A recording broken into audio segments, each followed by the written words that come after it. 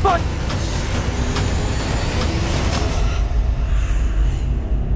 Setan piaraanku sudah datang. Assalamualaikum.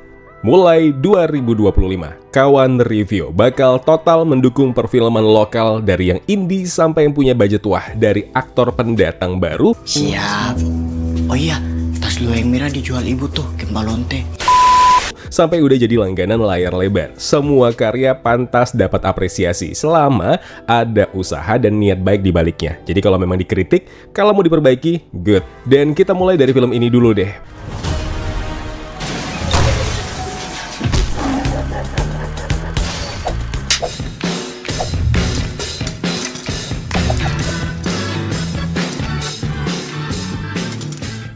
Pulung Gantung yang jadi langkah awal channel Kawan Review lebih mengapresiasi horor lokal, terutama yang masih sering dipandang sebelah mata soal produksi dibanding horor-horor besar yang udah jadi benchmark. Oh, udah ngerti banget nih. Ini review berbayar kan bang, buat nutupin kekurangan filmnya kan?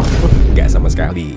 Kritik tetap harus jujur, tapi apresiasi juga penting. Industri film berkembang bukan cuma dari kesuksesan, tapi juga dari belajar dari kesalahan. Ih, bijak kali aku bah. Pulung Gantung Pati Ngendat. Film ini mengangkat mitos mistis pulung gantung, fenomena supranatural yang diyakini jadi pertanda kematian buat mereka yang sedang mengalami tekanan mental berat. Ceritanya berpusat di Desa Kidul, tempat di mana ada satu aturan yang tak tertulis harus dipatuhi. Jangan larut dalam stres. Kalau enggak, kalian bakal jadi target pulung gantung. Ya gitulah. Jadi kalau buat yang merasa sering banget stres, nggak usah tinggal di sana. Rian, Elsa, Alana, dan Ben awalnya datang ke desa itu buat melayat ayahnya Rian yang katanya meninggal. Tapi tanpa mereka sadari, kehadiran mereka justru memicu rentetan kejadian mengerikan yang perlahan mengancam nyawa mereka satu persatu. Fresh faces di dunia horor lokal. Kalau kalian mulai bosan lihat aktor-aktris horor yang itu-itu aja, film ini menawarkan wajah-wajah baru yang patut diperhitungkan.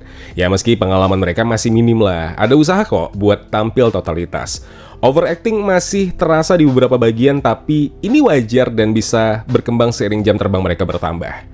Kemudian soal mitos pulung gantung yang jarang diangkat. Ini salah satu daya tarik utama filmnya. Mitos lokal yang masih jarang dieksplor di perfilman horor Indonesia. Padahal potensinya besar banget. Dengan pengembangan yang lebih mendalam, tema ini bisa jadi angin segar sih di tengah tren horor-horor pemujaan setan yang udah terlalu sering dipakai.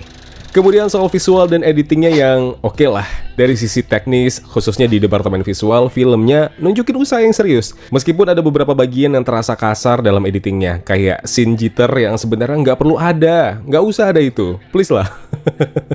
Secara keseluruhan, ya kualitas visualnya sudah paling maksimal untuk ukuran produksi yang ada. Dan kita sekali lagi harus apresiasi.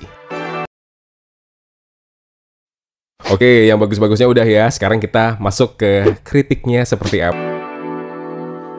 Diperbaiki. Yang pertama soal naskah dan struktur ceritanya. Secara konsep, idenya menarik, tapi eksekusinya masih kurang solid. Alih-alih bikin cerita yang kompleks dan mind-blowing, alurnya justru terasa berantakan. Ini bikin konflik utama susah dipahami dan bikin penonton bingung harus fokus kemana. Kemudian porsi drama yang berlebihan. Horor memang butuh drama buat membangun karakter dan juga atmosfer. Tapi kalau porsinya terlalu dominan, apalagi di momen yang nggak pas, tensi ketegangannya malah bisa turun drastis. Kemudian soal jumpscare yang overdose.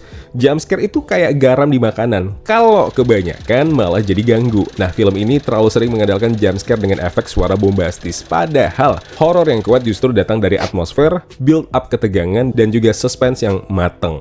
Kemudian soal dialog yang terasa klise. Beberapa dialog di film ini terdengar cheesy dan juga kurang natural. Idealnya, dialog bisa lebih mencerminkan emosi karakter tanpa harus terdengar seperti narasi yang dibuat-buat. Kemudian soal plot twist yang kurang nendang. Wah, diharapin banget sebenarnya ada plot twistnya. Cuma, elemen kejutan seperti plot twist ini harusnya jadi klimaks yang bikin penonton shock atau minimal mikir. Wah, gila nih, gak nyangka nih.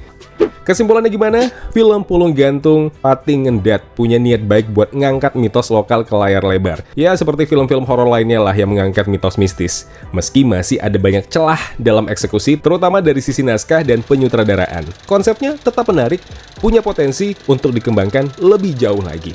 Kalau storytelling dan teknisnya, ya bisalah diperbaiki lagi di proyek selanjutnya. Film-film dengan tema seperti ini bisa banget jadi fondasi kuat buat perkembangan horor Indonesia ke depannya. So, gimana dengan perubahan Kawan Review kali ini?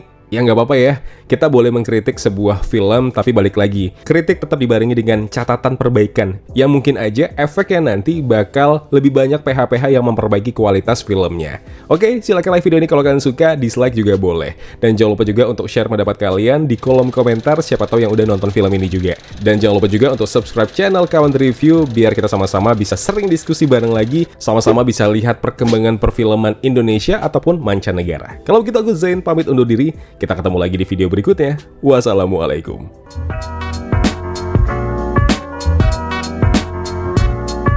Ya kawan-kawan, terima kasih telah menonton video review ini. Jangan lupa klik tombol like-nya kalau kalian suka, klik tombol dislike kalau tidak suka.